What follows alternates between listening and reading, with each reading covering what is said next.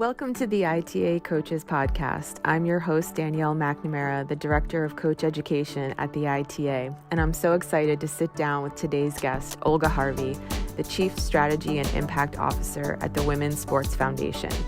Olga is a native of Moscow, Russia, and played college tennis at Cornell University, where she went undefeated in Ivy League play and was inducted into the Cornell Athletic Hall of Fame for her outstanding college tennis career. In our conversation, we discuss her path from Cornell to her current position, as well as dive deeper into the 50th anniversary of Title IX and what the next 50 years might look like for girls and women in sports. Olga is passionate about the transformational power of sports and play equity on and off the court, and I hope you enjoy this conversation as much as I did. Well, Olga, thank you so much for joining us on the Coaches Podcast today. We're thrilled to have you, and can't wait to jump into our conversation. Yeah, thank you for having me. Super excited to connect and see if my wisdom is any helpful at all to this group. No, I'm sure it will be. So I wanted to maybe just start off at the beginning. You've spent a lifetime really in tennis in different capacities. You were a really competitive junior player and ultimately played college tennis as well. Can you kind of start us off at the beginning and just tell us how you got involved in tennis and your pathway to college and what that experience was like? Yeah, absolutely. And not sure if audience knows, I was born and raised in Moscow in Russia, and played every single sport growing up. Was fortunate that my parents were avid athletes. My father is a volleyball player. My mom played a little bit of tennis, but really they just took me skiing and skating. And I actually didn't like tennis at first. In fact, I wanted to quit because I had to walk 40 minutes with my grandma and she was slow. But eventually, when I was able to walk to practice myself and got a little bit better, I fell in love with the game and ultimately kind of dropped the rest of the sports, not right away, but eventually tennis became my thing and really has been the passion of mine and guides me kind of through my life to this day. Recent injury notwithstanding, while playing competitive tennis in the USTA mixed doubles league. So, but going back to Russia, I was fortunate as well to be part of the competitive training program where tennis was free at the time. Shockingly, that has changed over the years, and it's just as difficult to make it within the Russian system as it is in the US if you don't have the funds. But I kind of grew up through this, just as long as you're good and you're try hard. I was getting all that, tennis funding and court time for free, and really didn't know where I was going with this, but eventually I felt like education was way more important. I did not switch to a sports school, which is what was the path for most athletes, not just in tennis, but in all sports in Russia. And I stuck with the education, and kind of tennis fell on the back burner. And then I started Moscow State University. Again, played just, tennis a little bit for fun, but pretty much thought this was it for any competitive path. And eventually wanted to study abroad. I was an economics major and applied to a bunch of schools and got into Cornell University, completely unrelated to tennis, and showed up as a transfer student with a suitcase, but brought my racket with me. And that sort of started the fun adventure of walking on to the tennis team at Cornell, probably for another story, but almost didn't even get a tryout because whether it was my accent or just the fact that I was fully unprepared to what I was coming to. But fast forward to post tryout, made the team, and really loved every minute of my tennis journey at Cornell as a D1 athlete. Well, that's impressive. I mean, as a walk-on, you're very humble. You must be one of the most successful walk-ons in college tennis history.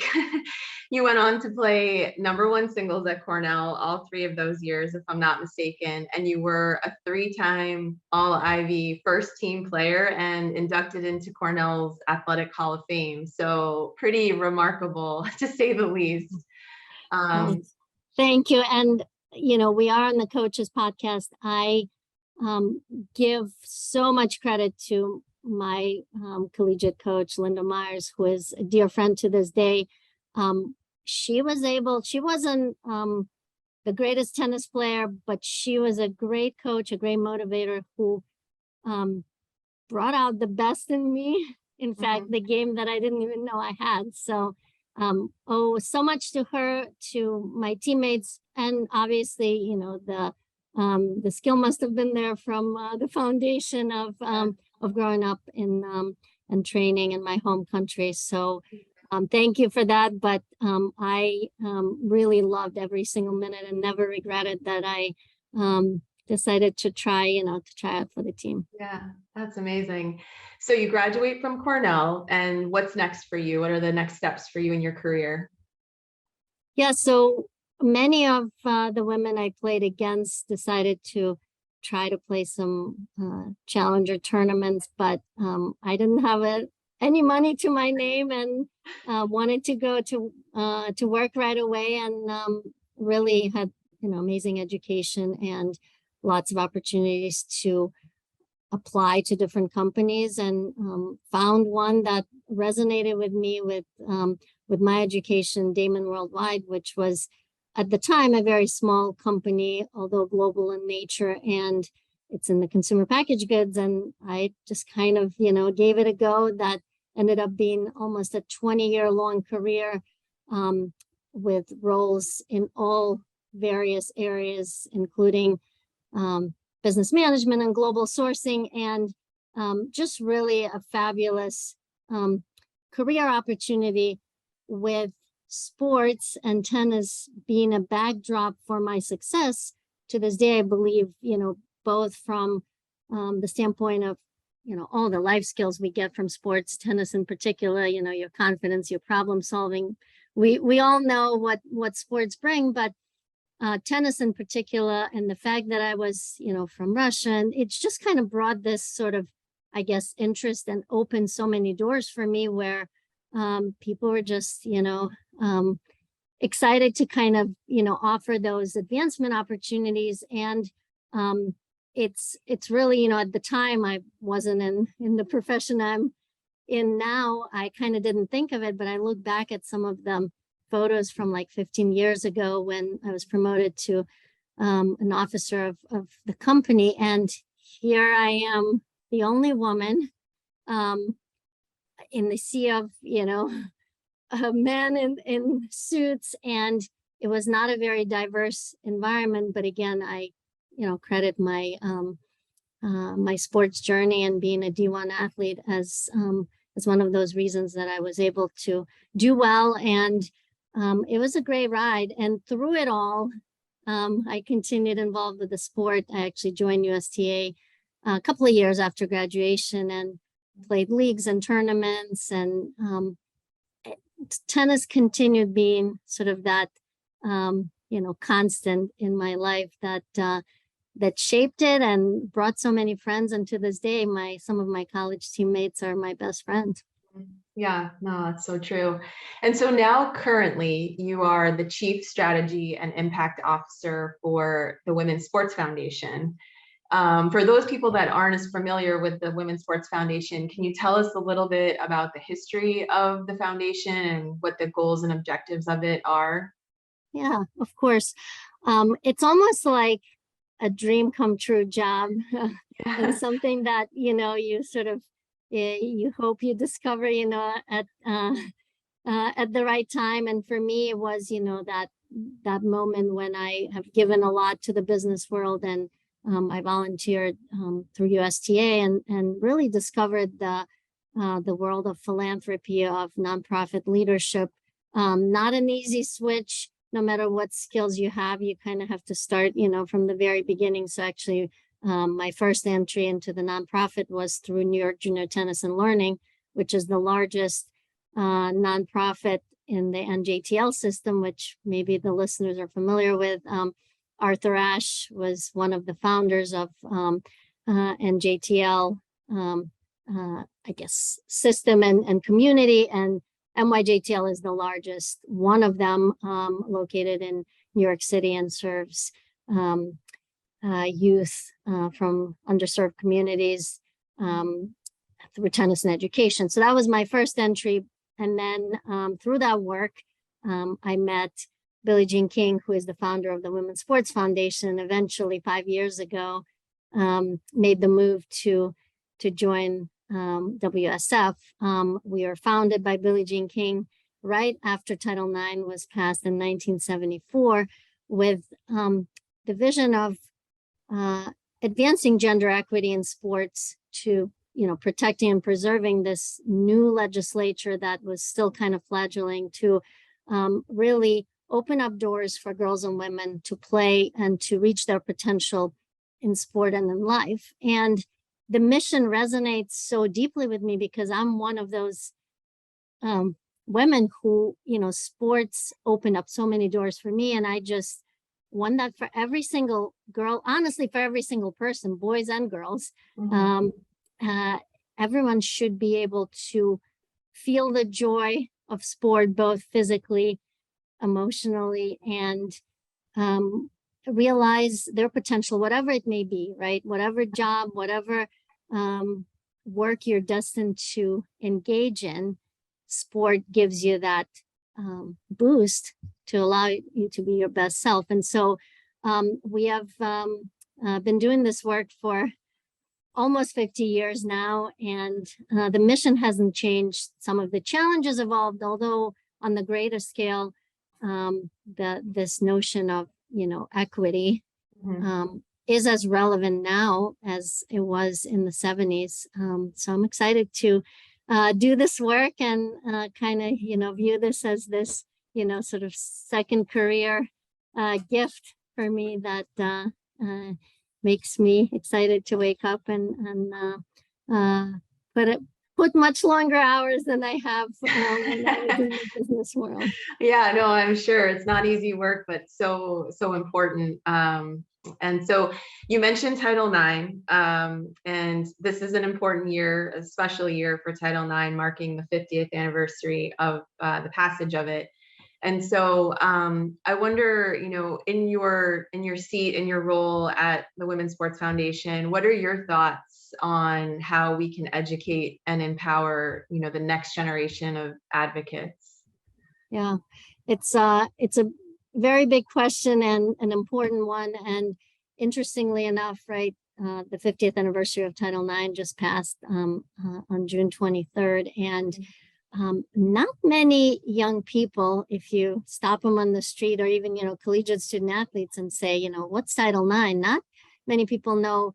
It's good and bad. On one hand, if one day we have full equity and you don't need to have the legislature that's going to sort of govern it, I guess we've done our job, and you sort of don't need to know. At the same time, Billie Jean King always said you need to know your history in order to be able to impact the future. And knowing what these 37 words that effectively changed everything for girls and women are, and what the spirit of Title IX is, and why it's not a bad thing, and it's not a negative, and it's not giving to the girls at the expense of boys. It's really means equity for everyone, and the pie can get bigger. It's not a zero-sum game that if you invest in women's sports, you have to take.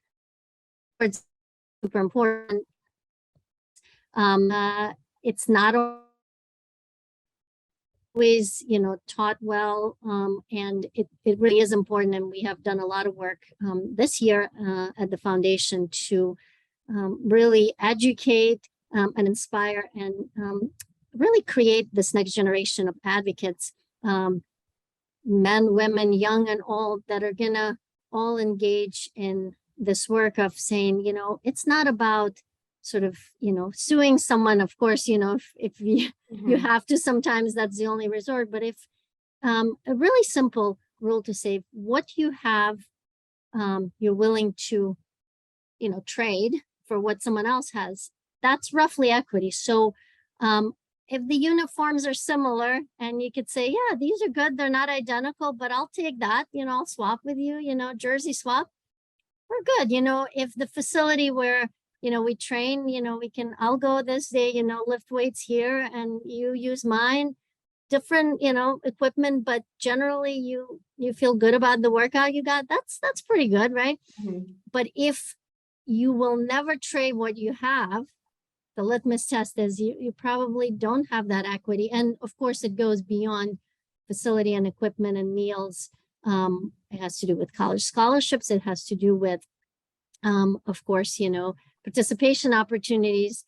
And then if there's areas that are not governed by federal funding, but there's disparity in all of those. And so while maybe it's not a Title IX violation, but it's an inequity, we try to, I guess, change and resolve as well. But sort of sticking with Title IX, what I will say for coaches who are listening to this podcast, there's definitely been, a lot of sort of misconceptions about the law, and especially with some of the so-called non-revenue producing men's sports, which I hate that term,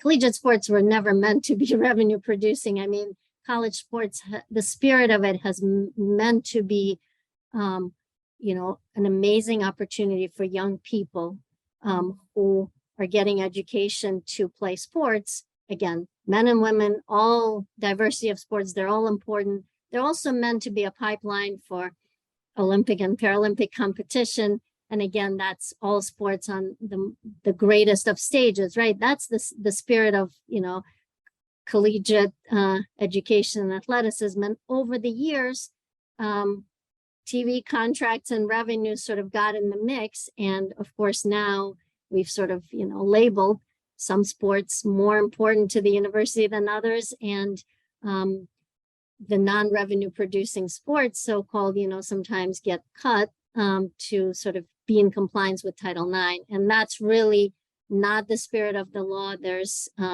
if you think about the budgets that are being saved to, cut a smaller sport, it's so insignificant compared to sort of the larger, say multi-million-dollar salaries, in some of the biggest sports that monetized through TV contracts. So system is out of balance. But again, going back to sort of the spirit of it all is that, if 50% of women, if 50% of collegiate attendees are women, then there should be roughly enough, equal amount of participation opportunities for women and men to do collegiate athletics. And then, there's a lot of ways to have some flexibility, but ultimately, so many people on this podcast probably have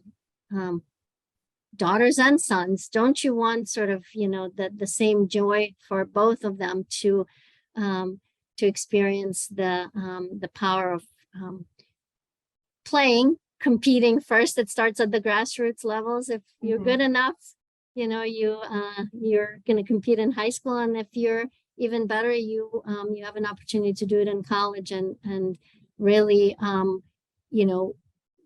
I always talk about sort of that spirit of Title IX is what I'm fighting for, and what I want everyone to take away from this conversation is that, forget the legal battles. We just got to do right by our young people to position them well to, leave college enriched in all ways. And when you play sports, your brain works so much better.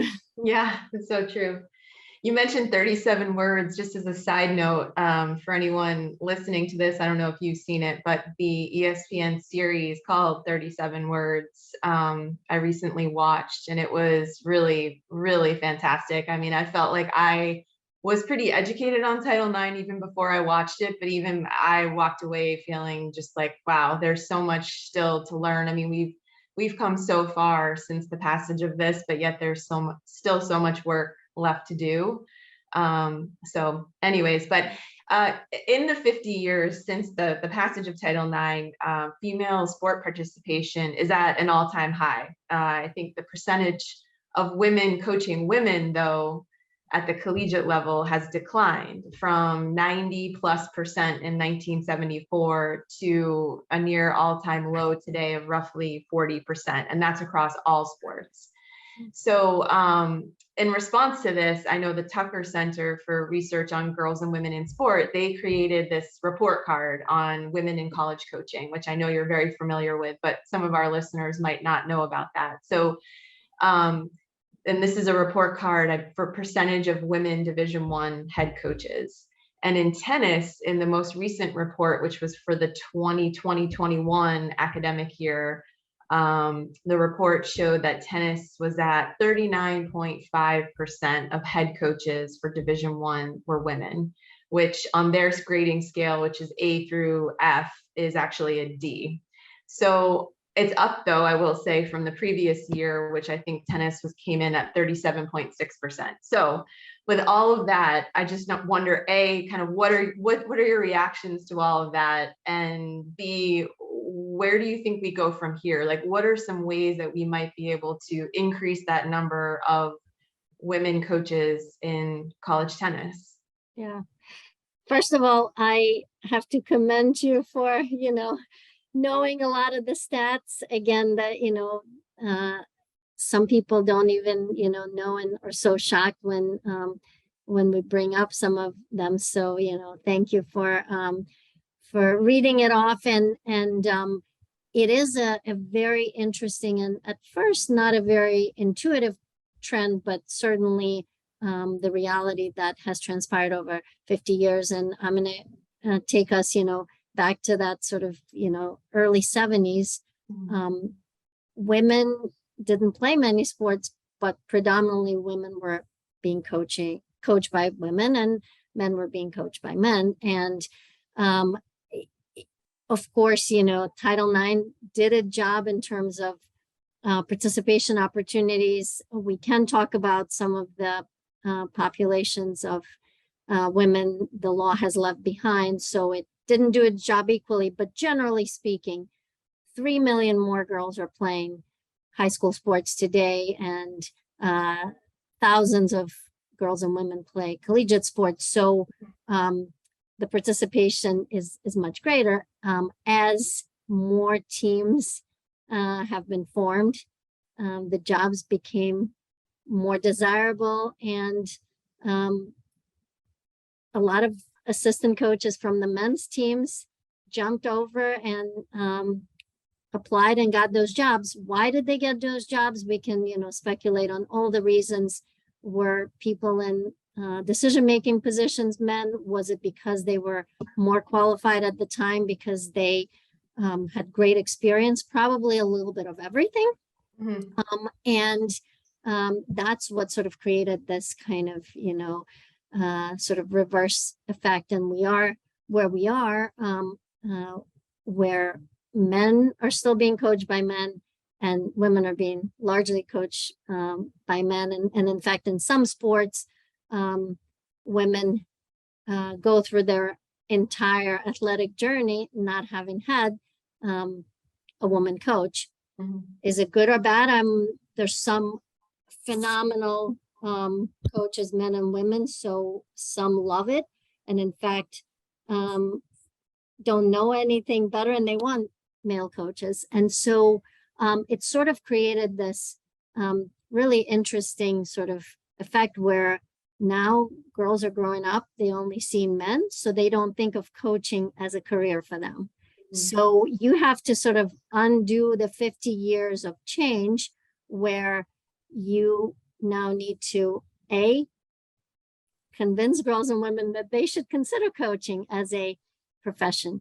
You should find ways to create the opportunities, and then obviously encourage and promote and be patient if someone is not successful on day one. So it's a tall order, but ultimately the research shows that you know, there are some nuances in coaching women, and at times women can be more effective. So it's a good thing to get more women in coaching, but ultimately it's just a good thing. There shouldn't be a gender bias. Similarly to, you know, men could be super successful in coaching women. Women could be super successful in coaching men. And I was just watching the second game of WNBA finals last night, and Becky Hammond is crushing it now, as probably in her first year. She's, you know, one game away from winning the whole thing. And I've seen a lot of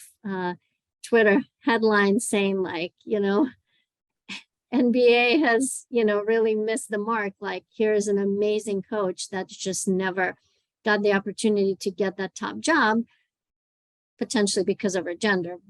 She certainly has applied and tried. And so there's biases that exist, but ultimately I want to talk about solutions, and it's not so easy. And really the key for me is creating that pipeline and getting opportunities for women at that assistant coaching level, so that they have the skills to then really compete truly and be on par for that top job. And that's not always there. And actually just, you know, a slight commercial for the Women's Sports Foundation work, but we have 4 years ago started a fund called Tara Vanderveer Fund for the Advancement of Women Coaches, named after legendary Stanford basketball coach Tara Vanderveer, after her 1000 win. And now we have just announced the 4th class of these women coaches who are basically mentor coaches. So we offer funding to universities to bring in an assistant coach, maybe where you wouldn't necessarily be able to have an extra coach. Maybe it's a second assistant, right? You only have, but to hire women to train in all sports at all levels. It's not just for D1, it's, you know, every collegiate level, and really to maybe take on a job where, you know, if you were asked to be a volunteer coach, you just can't afford to do a year and you pass up and start another career. So that's our small part in both rebuilding this pipeline, but also more importantly, everything we do, you know, we're not going to solve it for, you know, the entire community, but it sets the example of what is possible. So if from the cohort of these coaches, this women are now able to transition into head coaching jobs, we sort of demonstrate that this, you know, this model is working, and will encourage others to follow, and obviously, you know, continue raising money to be able to do this. So in my mind, it's a combination of factors, and sorry, it's not a simple, you know, solution or a quick answer, but it's going to take us to undo what has happened over 50 years, probably, you know, hopefully not quite 50 years, but certainly not a, you know, 1-2 year solve. It's really changing the entire system, and ultimately changing the minds and hearts of these young girls to know that, hey, I want to be a coach. I see Becky Hammond. I see, you know, Tara Vanderveer. I see, you know, Renee Stubbs.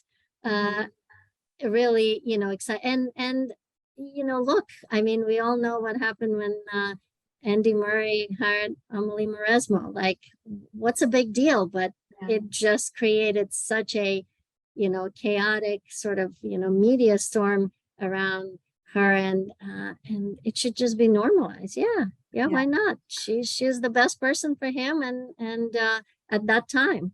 Yeah, no, well said. So for all of our college coaches listening to this who might feel inspired or motivated to go and do something, get involved, to make a difference moving forward, are there suggestions or resources that you're aware of, like things that you would say, like actionable things that they could go do after this? Yeah, well, certainly I would say know your Title IX, educate yourself and be prepared to educate uh, your students, those who you coach, and really hopefully create that ripple effect of advocacy, because we are definitely not done yet. And that's the name of our research that we've just come out after the 50th anniversary. Strides have been made, but there's so much more work to do, and it's everyone's job, whether you're a coach or not, where you're affiliated with the collegiate world or not, to know, and then to act, and then to lead right upon that knowledge is really super important. The second thing is, from a sort of personal guidance standpoint, if anyone is interested in applying for TAR Vanderveer Fund, we'll have a new cohort, obviously for next year, but applications open in Q1 again. So if anyone is interested, I encourage, we want more tennis participating in this program. And then honestly, for me, it's really just, everyone, can make a difference and change someone else's life. And I think we all know that, again, if we're talking about coaches, women coaches, we just need, sometimes it's just as simple as asking someone and saying, like, have you tried this? Come, really bringing people along on that journey. Far too often, we don't, ask people to give it a shot. And I'll leave everyone with sort of this kind of interesting thought too, is, and this is sort of research has been done, although I am generalizing, but usually women are a little bit more cautious to kind of raise their hand if they don't check every single box, right? So just being asked to, and being given that extra confidence is super important. And then the last thing is, I actually would love for everyone to check out a resource we have called We Play Interactive, which is meant for coaches and program leaders that are touching on youth a little bit more so than collegiate athletes, but really is a great resource for knowing how to work with young people, with young women, but it also gives you insights in the differences and how to work with young men. But there's so many things today that are troublesome, and certainly mental health is a big piece of it. And there's just some really great tips on working with youth and really making their health and wellness a priority, and knowing how to, work and bring the best in everyone is something that I encourage folks to, consider. But otherwise, if anything that I have said resonates, reach out to us. We'd love to, answer any questions, support if there's concern, certainly happy to help. And our goal is, equity and advancement of opportunity for young people. So we'd love to hear from you. Yeah, no, that's amazing. We'll make sure that our coaches check out that your website, the Women's Sport Foundation. I know you have so many great initiatives, programs. I mean, I'm familiar personally with the Go Girl Go program. That's something that I actually implemented at my daughter's school a couple of years to try to really, get girls active and increase confidence. And these are things that college coaches could implement in their own communities or schools as well, and many other initiatives, which are absolutely worth, reading about and looking into. So thank you so much, Olga, for sharing all of this. It's been really an amazing conversation. I appreciate your time, and thanks for joining us. Thank you for having me. Hope to see you in person soon.